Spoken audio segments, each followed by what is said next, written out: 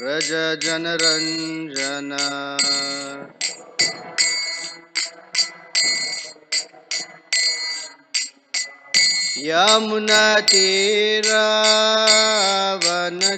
यमुनातीरावनचारि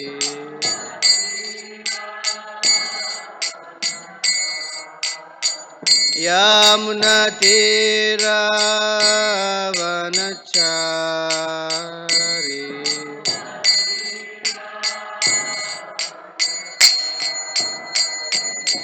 जय राधा माधव कुंज विहारी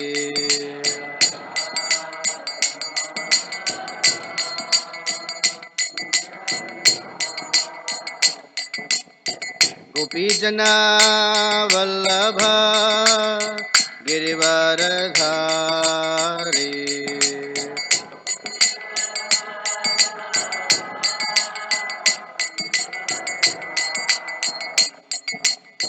यशोदानंदन व्रज जनरंजन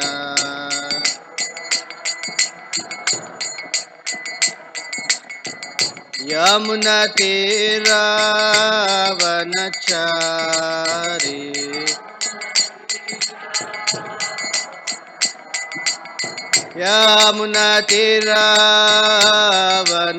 यमुनातीरावनचारि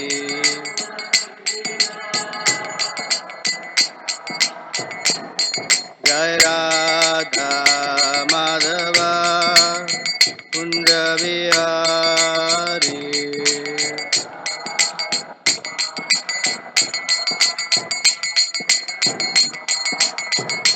जय राधा माधव कुंज Vihari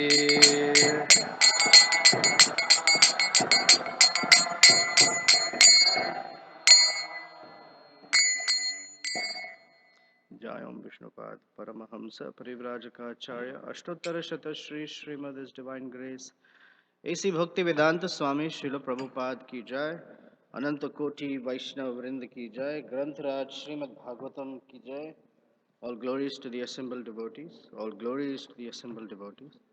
All glories to Sri Sri Guru and Gauranga. Narayanam namaskritya naram chaiva narottamam devim saraswatim vyasam tato jayamudirayet nashtaprayeshu bhadreshu nityam bhagavata sevaya Bhagwati उत्तम श्लोके भक्तिर्भवति नैष्टिकी। ओम नमो भगवते वासुदेवाय।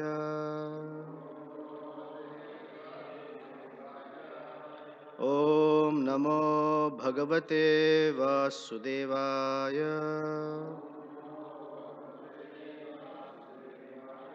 ओम नमो भगवते वासुदेवाय।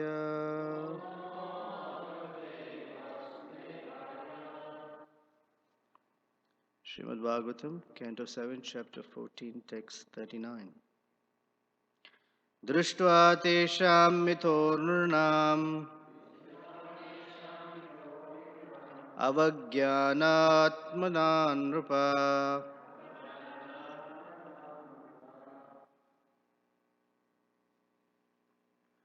tredadishu harer archa क्रियायै कविभिर्कृता दृष्ट्वा तेषां मितो नृणाम् अवज्ञानात्मतां नृप त्रेतादिषु हरेरर्चा क्रियायै कविभिर्कृता दृष्ट्वा तेषां मितो नृणाम् अवज्ञानात्मतां नृपा त्रेतादिषु हरेरर्चा क्रियायै कविभिर्कृता।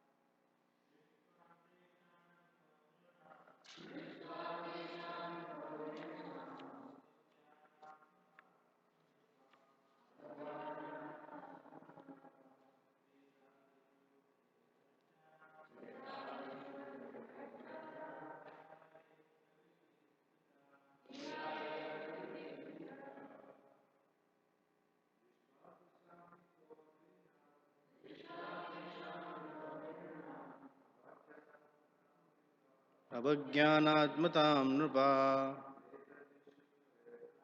त्रेतादीशुर हरेर अर्चा क्रियाये कविभिकृता. Ladies, please.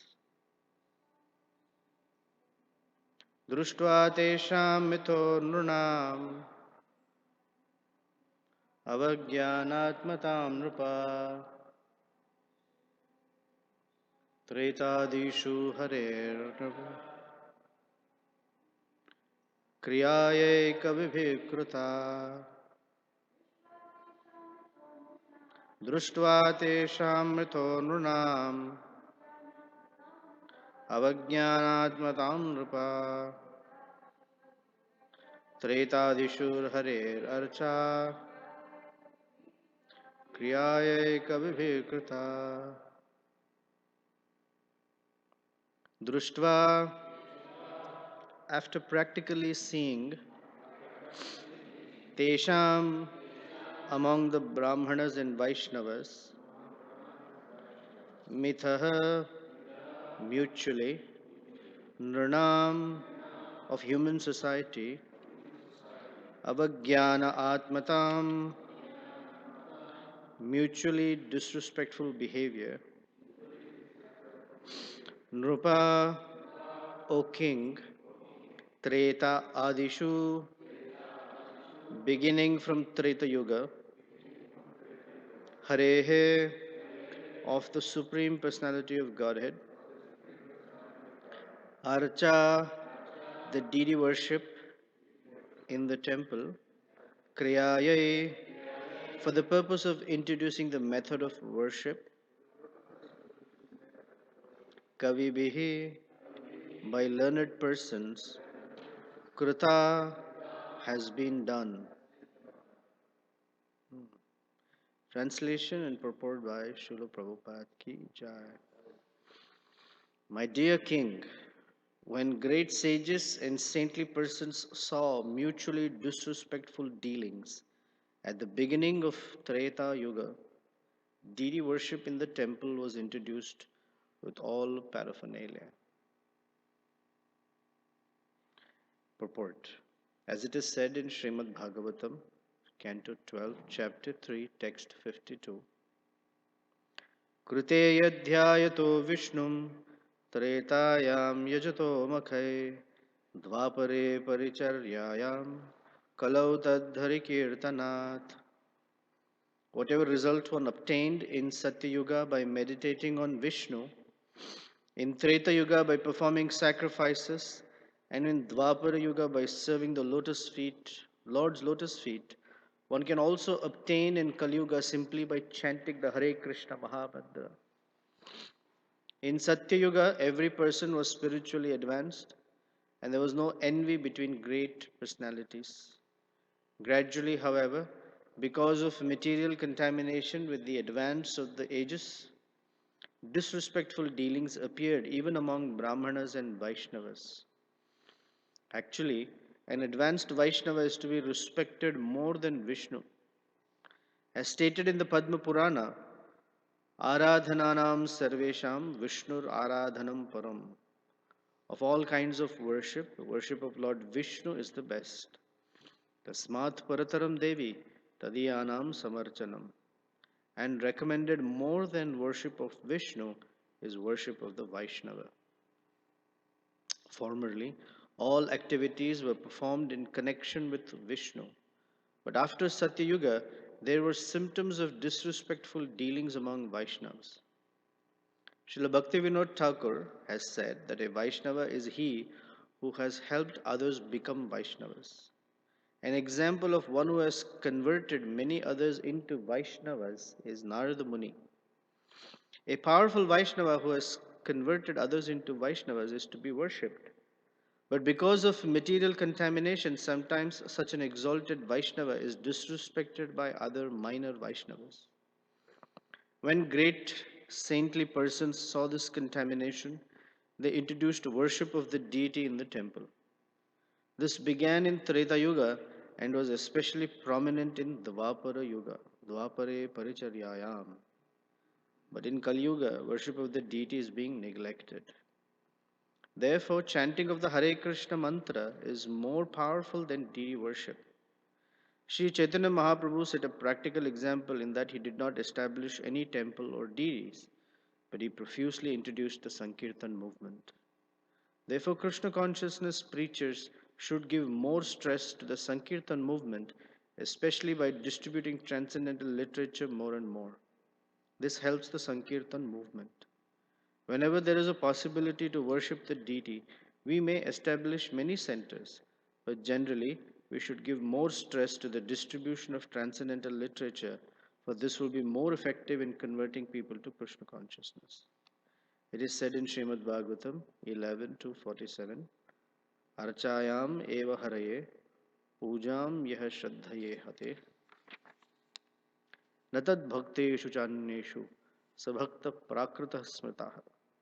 A person who is very faithfully engaged in the worship of the deity in the temple but does not know how to behave toward devotees or people in general is called Prakrita Bhakta or Kanishta Adhikari. A Prakrita devotee or neophyte devotee is still on the material platform. He certainly engages in worshipping the deity, but he cannot appreciate the activities of a pure devotee. It has actually been seen that even an authorized devotee who is engaged in the service of the Lord by preaching the mission of Krishna consciousness is sometimes criticized by neophyte devotees. Such neophytes are described by Vishwanath Chakravarti Thakur. Sarva prani samana samanartham avagya spardhati spardhadipatam tu bhagavat pratimaiva patram iti aha. For those who cannot properly appreciate the activities of authorized devotees, deity worship is the only way for spiritual advancement. In the Chaitanya Charitamrita, Antya 7.11, it is clearly said, Krishna Shakti Vina Nahe Tara Pravartana. Without being authorized by Krishna, one cannot preach the holy name of the Lord throughout the entire world. Nevertheless, a devotee who does so is criticized by neophyte devotees, Kanishtadikaris, who are on the lower stages of devotional service. For them, deity worship is strongly recommended.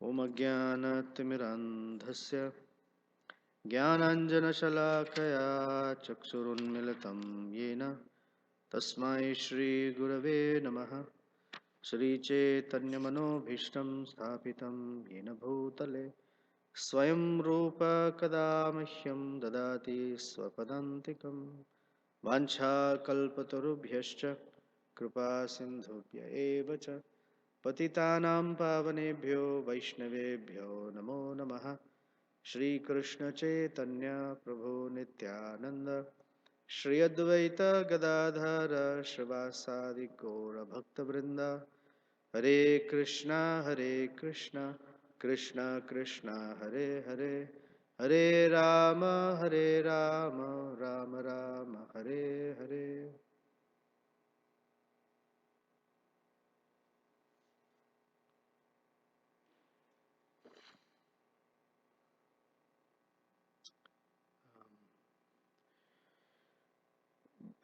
In this verse, there is an important word. It says Kavi Bhi. Kavi means either a person or a set of persons who are very thoughtful. And their thoughtfulness is in bringing an internal change. Many times, teachers or parents or even leaders, they try to change behaviors of people. And that's nice. What's really important is not behavioral change, but transformational change. Something that should transform the consciousness, the heart. And that is done by Kavi, because they're thoughtful, they're knowledgeable, they understand, they can cut through the externalities to understand the root cause. Therefore, Lord Brahma is called Adikavi. Tene Brahma Adi Kavaye. Adi Kavi is the originally thoughtful person.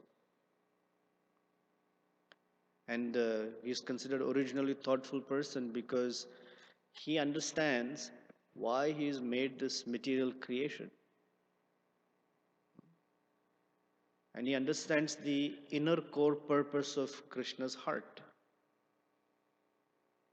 That the living entities are envious towards Krishna, and the material world is a place of learning and a place of reformation.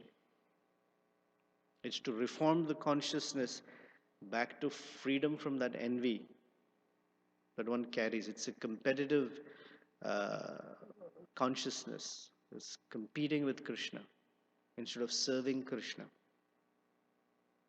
As one devotee says, and we've said this many times, that in the material world, everyone wants to be the boss anu boss, and spiritual life is das anu das. So that transformation needs to come, and the material world is the field in which that reformation is supposed to be brought out. It's designed in such a way. It may take some time, in the sense it may take millions of lifetimes, and still a person cannot learn. It's possible. And therefore, saintly persons are introduced into the world. They don't need to come here, but they come is to help us recognize that that's what's going on around us. The rules of the game, if you call it a game, are meant for a particular outcome. Until then, we're all playing the game without knowing that I'm in the game. It's called Maya. So the saintly persons identify for us, hey, this is the rule, this is the foul play here, this is where you're going to, get more negative points towards you, this is how you're going to make things easier for you. But then we suddenly realize I'm part of a big plot or a game. So they're called Kavi. And they have the ability to steer human life in a particular way. So here, whatever happened in Treta Yuga, Prabhupada writes, Narada Muni was, for example, being disrespected. The Kavis, they figured out, they saw that Satya Yuga had ended and Treta was starting. And they figured out that among Brahmins and Vaishnavas, there are some problems. And the problem is disrespectful behavior towards each other. Now, this Treta, generally, it is Satya, Dvapara, Treta, and Kali. That's the normal course of time. Only in one day of Brahma, during the seventh Manu, and during that seventh Manu in his 28th Yuga cycle, there is a little distortion or anomaly, which we've been talking. Interestingly, the anomalies come here. The anomaly is that instead of Satya, Dwapara, Treta, Kali, Satya, Treta, Dwapara, and Kali, they get switched. It's like morning, evening, afternoon, and night. It's like, whoa, what's going on? So that discrepancy, that anomaly creates a lot of issues. And that is why Krishna appears during this anomalous time. Swayam Bhagavan Krishna. Because such a big anomaly only Krishna can address. And Chaitanya Mahaprabhu comes right after. Because that Kali Yuga where there is anomalous Treta and Dwapara is too treacherous.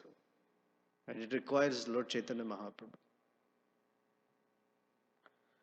So when we say Treta, deity worship, and then Prabhupada writes, it was more intensely recommended and prescribed by the time Dvapara Yuga came. So we may want to understand what is the connection between respectful dealings and deity worship. Why did the thoughtful persons, instead of sitting some persons down, the Brahmins and Vaishnavas, and tell them, Hey, don't be disrespectful to each other. Why did they introduce deity worship? Okay, so that's uh, I guess, the main connection here. So why is that? And we see that what started in Treta Yuga as a little discrepancy has become the norm of life in Kali Yuga. Kali means uh, quarrel and consternation, uh, disrespect for each other, like they say. Disrespecting each other is part of the thrill in Kali Yuga. It starts with something, it escalates to something else, and it ends up in yo mama, as they say. It goes all the way there. And then it's a matter of competing. How horribly can I disrespect the other person? It's the way of winning. The better you are at disrespecting, the better you are in this world. Look at the political scenario right now, or look at anything else that's happening. It's all about disrespecting each other. And disrespect becomes such a norm that that's how people think we should live in the name of modernity. And it pervades every aspect of life. It pervades in this way. For example, by this time Kali Yuga has arrived, the disrespect is that the previous generation is seen as primitive, valueless, and quite archaic and conservative. So they lose respect for their parents and ancestors and all of that. That's one way. Another way is racism. I am better than someone else. My race is better than that race. Or I am Brahmin, I am better than such and such Shudras or Vaishyas. Or I am male, there's a gender problem. I am man and I'm better than women. Or I am from this part of the world and that part of the world, third world. Or even in mutual dealings, because of hierarchical placement of life, oh, I'm the superior, that's the inferior. I'm human being, those are animals. I can kill them and eat them. Or for my selfish reasons, I occupy more space, and therefore other living entities, their space has to be severely curtailed, etc. This is all features of disrespect. And therefore, Chaitanya Mahaprabhu has given so much stress to Amanina Manadena, Kirtaniya Sadahari, that without respecting other living beings, one cannot chant Hare Krishna. We can try as much, we can read as much philosophy as we want, we can quote as many shlokas as we want, we can do whatever. But if we cannot respect other living entities, starting from Vaishnavas to the Brahmins to human beings to animals, birds, insects, plants, fish, if we cannot respect them, we cannot chant Hare Krishna. Our chanting has no meaning in it. In the sense, we may find some sense of regulation. Oh, I have a regulated life, I'm strict about my practices. All that may be there. But the sweetness that the holy name is supposed to deliver, the sweetness of feeling Krishna's presence within the holy name, because the holy name and Krishna are non different, that doesn't come up. One feels deprived of it. And so it has become such a norm that even with good intentions, we disrespect others, or unintentionally. It happens. So, to transform that consciousness, the great persons decided deity worship must be introduced. Because my understanding is that the first order is as soon as you introduce deity worship, one becomes very conscious about rules. And those rules are meant to awaken respect. that casual, callous, uh, I guess, callous uh, disposition cannot work. You cannot approach the deity or the pujari room or any paraphernalia of the deity in a casual way. It all begins with formality. Respect and formality go together, right? Familiarity breeds contempt. So the opposite is also true. Formality breeds respect. It is that sense of formality that begins to say, oh, I need to, I cannot be casual in front of the deities. I cannot be casual in my worship of the deities. I need to take a bath. I need to be clean. And you cannot touch this. I cannot eat that. I cannot drink this. I cannot think like this. I cannot talk like that. It puts all these restrictions to make things so formal that we are aware I'm in the presence of the deity. Therefore, if you see Rupa Goswami's chapters in Nectar of Devotion, where he says 64 rules and regulations, the first three talk about the spiritual master. The next five talk about the five most potent forms of devotional service: worshipping the deity, worshipping the devotees, chanting of the holy name, residing in a holy place, and studying Bhagavatam every day. He covers these.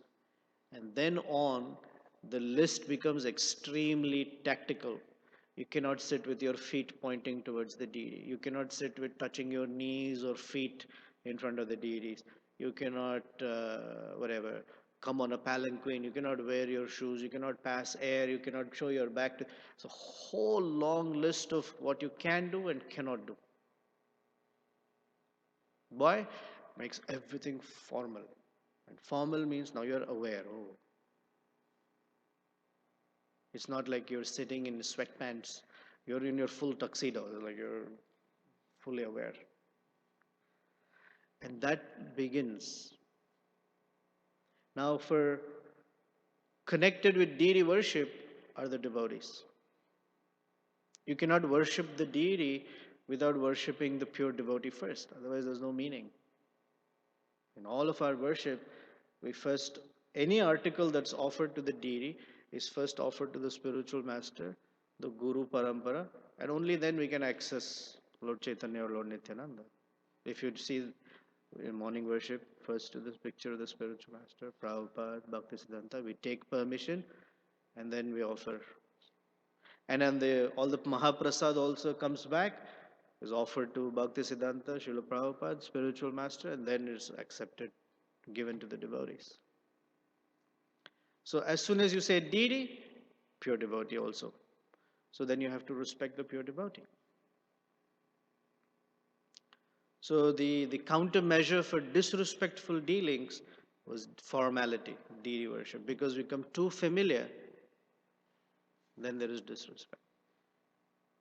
So as devotees, the message for us, message for me, is we need to become, I guess, experts or more skilled at learning how much close we become to devotees. At the same time, how to maintain that sense of respect and formality. It's a two forces acting in opposite directions. And that's why sometimes Krishna consciousness becomes a little confusing, because we are asked, please have the most intimate, loving relationships with devotees. So close.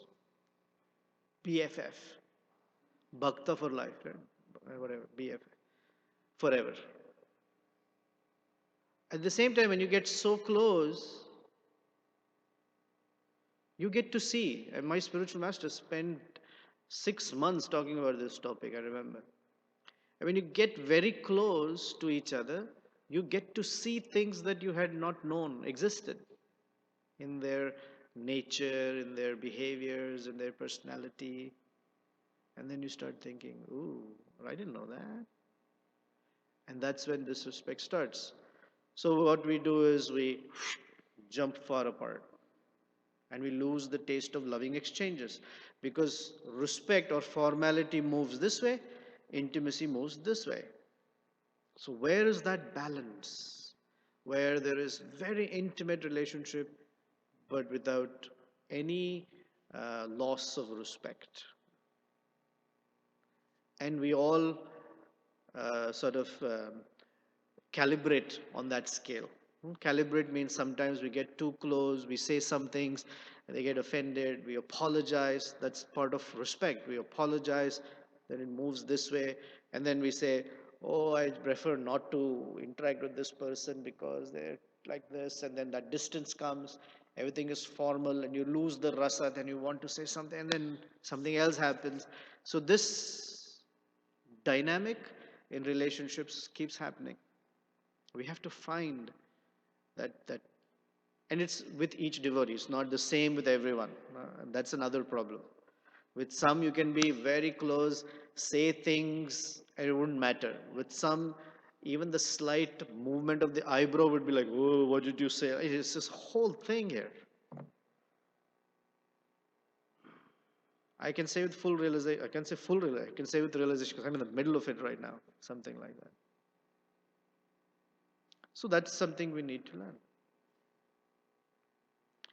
And so, formality in relation to Krishna and Krishna's devotees helps bring that sense that these are Vaishnavas. I cannot disrespect them. I need to have very loving relationship. And as soon as that loving relationship has some challenge, the first order is respect and say, these are Vaishnavas. What's the best way to honor them in such a way that Krishna is not displeased?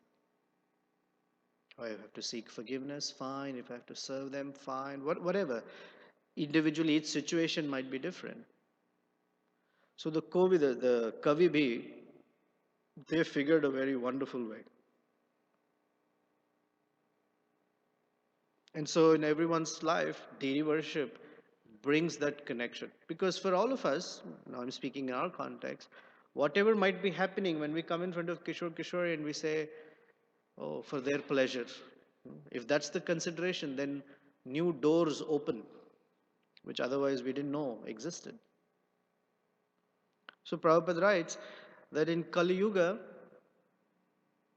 Chaitanya Mahaprabhu got the same impact through chanting of the holy name. Because not everyone is qualified to worship a deity. We're also doing. But because of Prabhupada's grace, we're doing it. But if I go by the Smartha standard, no one would allow me to be even near a temple. Forget about being on the altar. I would not qualify to enter a temple according to Smartha rule because there's so much disqualification.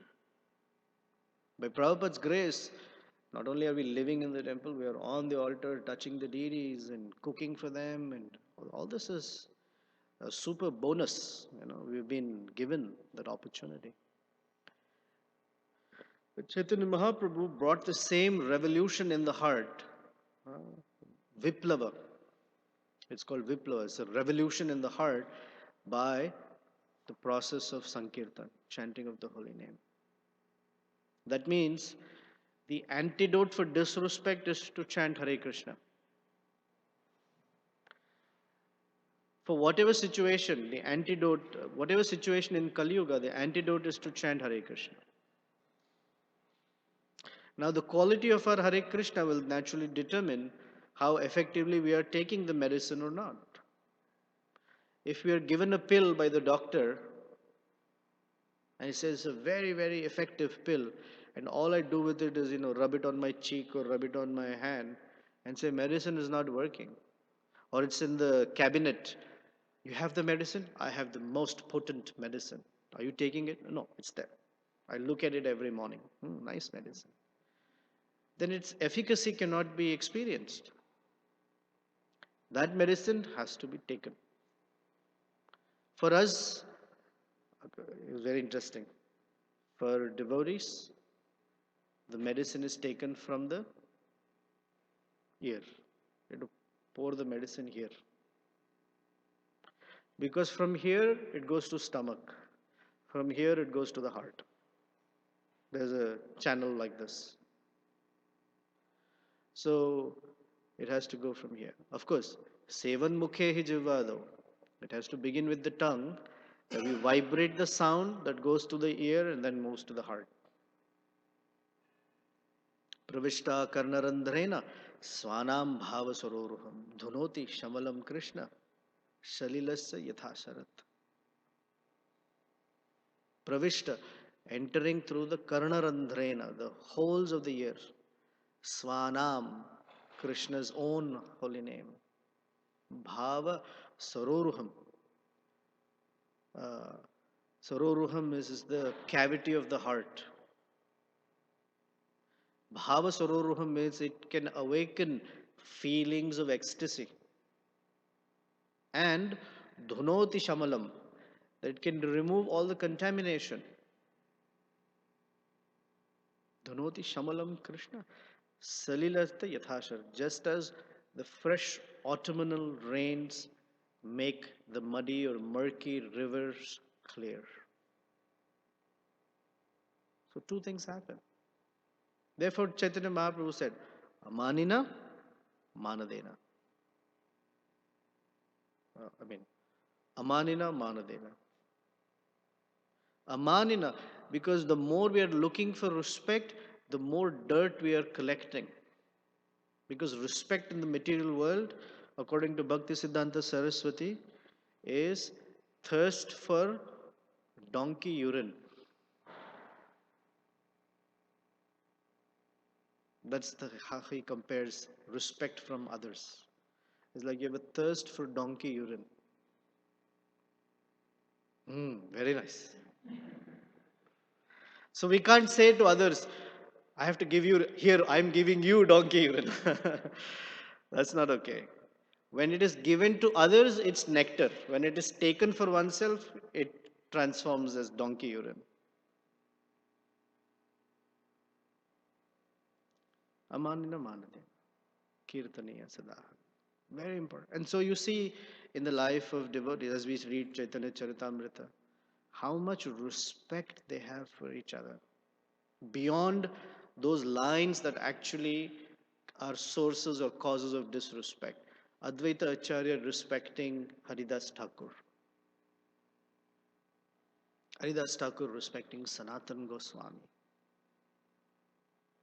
Each respecting the other in a particular way that is so expert that it doesn't defy too much on this side, it's not overly done on that side, but it is so sweet and wonderful. It's like, wow, how do they know how to do it so nicely?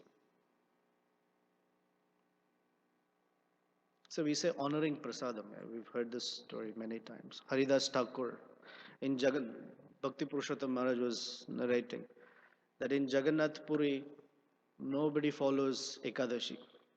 They don't care. He was laughingly saying that the deity of Ekadashi has been tied up behind the temple and they keep her there.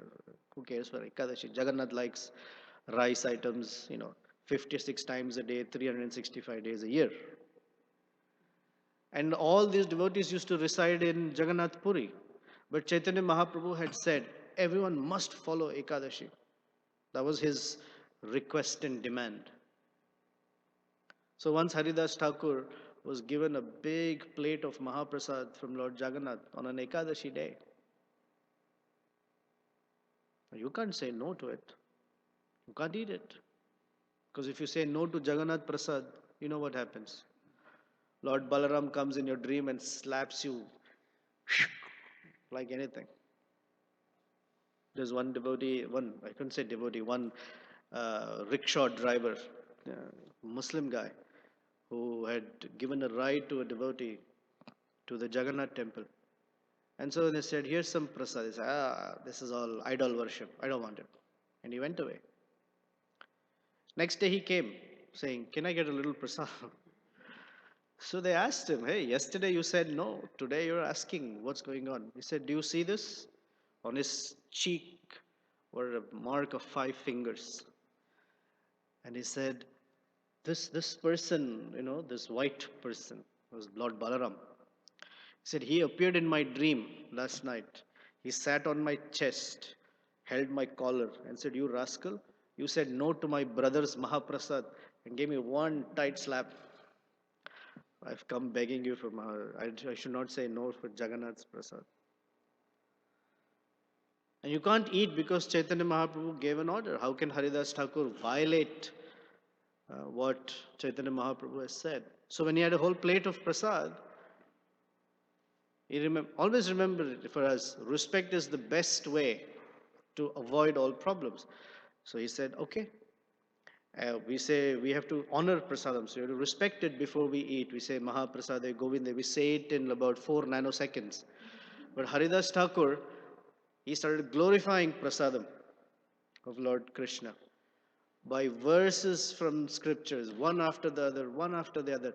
And he glorified the Mahaprasadam all afternoon, all evening, through the night, till the next morning when it was time to break the fast. And that's when he ate it, because he was honoring it first before he can eat it. And that was his way to not disrespect the prasadam. The whole afternoon, evening, night. So he must know a lot of verses glorifying prasadam. Otherwise, he would have been in trouble. What if he finished at 10 o'clock? He said, oh, what to do? Right? That was his way of respecting it. Or this devotee and that devotee. How they to respect each other. So standing up. Then there are cultural points, You stand up when the superiors are there. You give them a seat. You offer them a place to sit. You speak nice words, etc., etc. These are all signs of respect. But most importantly, the respect means to see them. There are three things about respect. And if we do these three things, then it is said that we are properly respecting someone.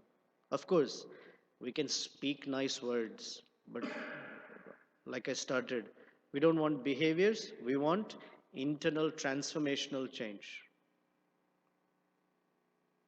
So, the real respect for anyone, any living entity, starting from the topmost pure devotee down to, as Prabhupada says, the insignificant ant, if you will, is one of these three things. One is to always see them as connected to Krishna.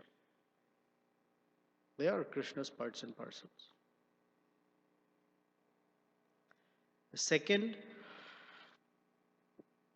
is to understand and I guess appreciate that each of them has a unique place within this creation. Nobody is unwanted. We can't say we have too many dolphins, we have too many deer in Wisconsin, let's kill a few. We don't need something. Oh, you have a problem with appendix? Remove it. You have a problem with this organ? Remove that one. This is disrespect. Every organ in the body has a purpose. Some people say the appendix on this side of the large intestine has a little protrusion, actually has no value. Cut it off. It creates imbalance. Every living entity in creation has a purpose. So recognize and appreciate that purpose. They have a place. If they had no place, they would not be there. Right? Ant has a place, the bees have a place, the earthworms have a place, the fish, the birds, every living entity has a proper place in creation. And the third way is to facilitate their service in that grander scheme of things.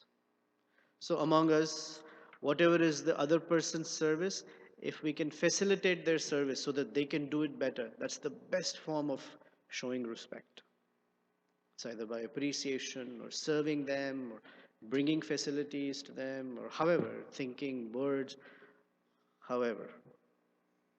So these three things are the real way of showing respect.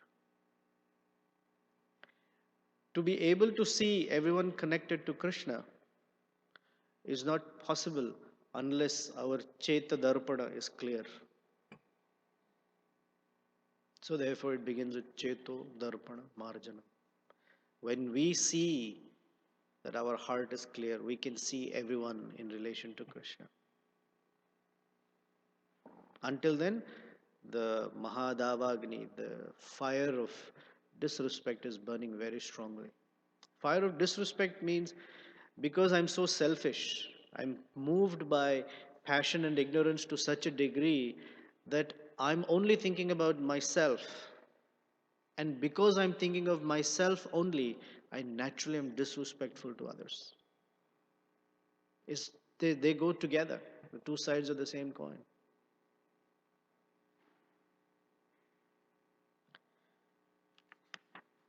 Um, and where we cannot respect each other, especially neophytes. Vishwanath Chakravarti Thakur says, "Sarva prani sammana." Isn't Bhaktivinoda Thakur's song also like that? Please give me the strength to respect all living entities. Sammana. Sakale samana kurite shakati. Please give me the strength that I can respect Sakale, all the living entities. Sakale sammana. Sammana. Samyak rupena manyate iti. That is, mana means respect or honor, and sammana is complete respect. This is sarva prani sammana asamarthanam. Asamartha. Samartha means able, asamartha means unable. So sarva prani sammana asamarthanam avagya spardhati matam tu bhagavat. Avagya. Avagya means negligent. We say one of the offenses against the holy name is Guru Avagya. Avagya means to neglect of the value, the instruction of the Guru, being neglectful, being callous, casual. My Guru given me an instruction. Guru's purpose always instruction only. Everything he says is instruction. One of the instructions I don't follow once in a while. What's the big problem? Why does he have such a problem? I followed so many. One I didn't follow. Come on, relax a little bit. No. So he says, avagya spardha adimatam, spardhati matam. Spardha, sorry, spardhati matam is like a competitive. It's comparing with each other. Tu bhagavat pratimaiva patram ityaha. So he says, tu bhagavat pratima. Pratima is like a symbol. Of course, we don't say the deity is a symbolic, but in Sanskrit, the pratima is the easiest. That the deity as the manifestation of Bhagavan, patram ityaha. So he says, then they're given the role of serving the deity so that they can transform from inside. So Prabhupada writes, for those who cannot properly appreciate the activities of authorized devotees, spardha means the activities of devotees, deity worship is the only way for spiritual advancement. Because it brings about the whole sense of formality, which is important. While we're very loving, that formality is required, especially in the neophyte stage. And we recognize a person's advancement in Krishna consciousness by their ability to honor the devotees, by their ability of their relationships with devotees. A neophyte cannot. Neophyte only thinks of Krishna and the devotees really don't matter. And it, in a very gross sense, it shows up when people come into the temple. They don't honor Prabhupada first. They walk straight to Radha Krishna, Kishore Kishore. They don't hardly care for who's Gaur Nitai. I mean, that's on a very gross level. So, any questions or comments? Anything you want to add?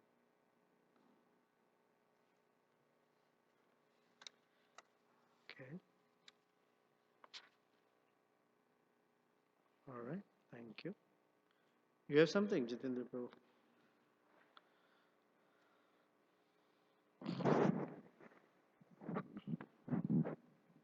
Like you were saying, disrespect is very prominent in Kali Yuga.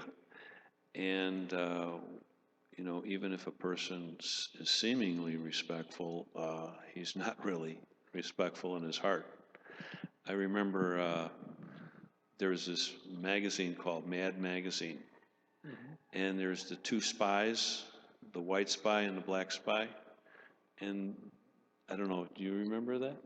I remember Mad Magazine well, but I can't remember this. Well, they always had the two spies in there. Yes, I remember. And they would be shaking each other's hands, but behind one, in the other hand, behind his back, he'd have a knife, and the other guy would have a bomb. But they'd be smiling, and shaking each other's hands. So that just kind of came to mind because, we're brought up in a very disrespectful way just by being in Kali Yuga. It's so prominent. We are disrespectful uh, unintentionally, unknowingly, sometimes knowingly, because unintentionally means one may be cultured, but uh, mistakes happen. They want to say something else happen. That's a possibility. Unknowingly is that they're uncultured. We don't know. We don't know what's the right way to do it anyway. And the third is intentionally. So it may be any of these three. Would Freudian slip be in that category? Oh, that was unintentionally. Unintentional. Okay. Unintentional, unknowingly, unintentionally, unknowingly, and knowingly. When Varahadev and Hiranyaksha stand in front of each other, they're disrespecting each other like anything. Oh, you're the worst of the beings. Oh, shut up. I'm going to give you one tight whack and kill you. Oh, I'm going to tear your chest. This is all disrespect. That's very intentionally done. They're saying that the political debates going on now are, they've never seen anything like it. So it's just like a sign of the progression of Kali Then Yuga. there is the unknowing. Unknowing is that one is just not cultured enough to know how to uh, respect or how to honor certain persons. And then there is the unintentional. One knows, but sometimes it doesn't go the right way. They have a phrase called absence of malice. So that might be unintentional, right? Right. Thank you. Okay, thank you very much. Srila Prabhupada ki jai, Srimad Bhagavatam ki jai.